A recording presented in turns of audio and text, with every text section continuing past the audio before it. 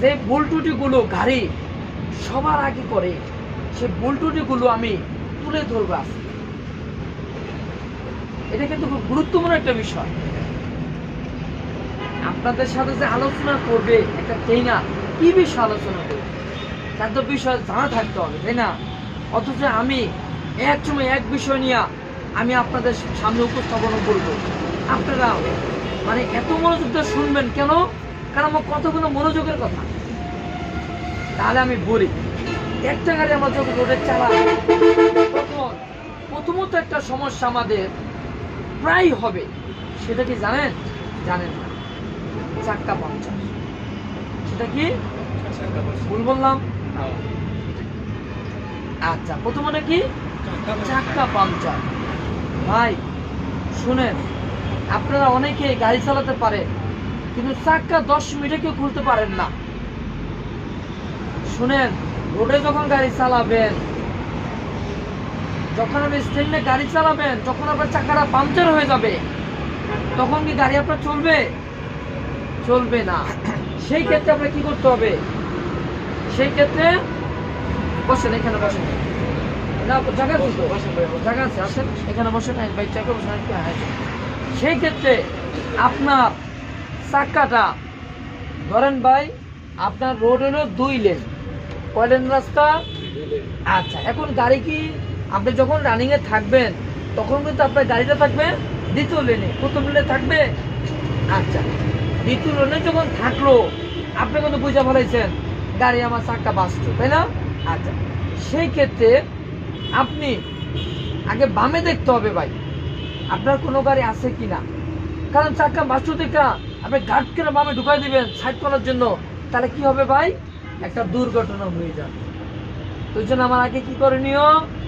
আমার চাক্কা বাস্ট হয়েছে হোক, কিন্তু আমার এখন দেখতে হবে বামের লুকিং গ্লাসে আমার বাম সাইডটা ক্লিয়ার কিনা। এই লুকিং গ্লাসে দেখতে হবে গাড়ির মাঝখানের ভিতরে যেটা থাকে আমার পিছে কেউ আছে কিনা। তাহলে কয়টা খেয়াল করতে হবে ভাই? 2টা, একটা মাঝখানে একটা বাম পাশে। কি যখন দেখবেন যে এটা তো নাই, এটা তো নাই, তাৎক্ষণিক আপনি গাড়িটা বামে চাপড়া ফেলান, চাপড়া স্টার্ট টানলে বন্ধ করেন। বুঝা গেল? কেন কাজটা করবেন সেটা তো জানেন না, না ভাই? এই যে আমার কেন তাৎক্ষণিক করতে হবে, তাই না? আপনি আস্তে ধীরেও যেতে পারি, বামে চাপাইতে পারি না। আচ্ছা, এটা করতে হবে এই জন্য আপনার চাক্কা টায়ারটা যদি টিউবলেস থাকে, টিউবলেস মানে জানেন? যদি টিউবের ভিতরে চাক্কা টায়ারের ভিতরে টিউব না থাকে তাহলে সেটার নাম টিউবলেস।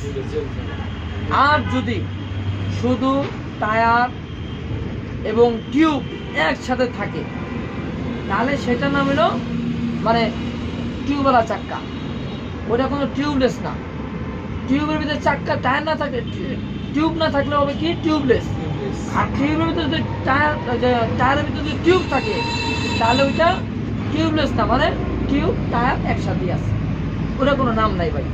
আচ্ছা, তাহলে এখন আমার গাড়ি এত শর্টকাট কেন বামে চালাতে হবে জানেন? আর নাহলে আমার গাড়ির যদি টিউব থাকে ভিতরে তাহলে টিউবটা কি হবে জানেন? চাক্কা যদি একটা বয়ে পড়ে ভাই মানিতে, আপনার চালাইছেন কিছুটা অল্প একটু, তাহলে টিউবটা বাদ হয়ে যাবে। সবার আগে টিউবের নজলটা ভেঙে যাবে। কি ভাঙবে? নজল ভাঙবে। আর যদি টিউব না থাকে ভাই, যদি শুধু টায়ারটা থাকে, টিউবটা শুধু টায়ার, টিউব নাই, তাহলে কি হবে জানেন?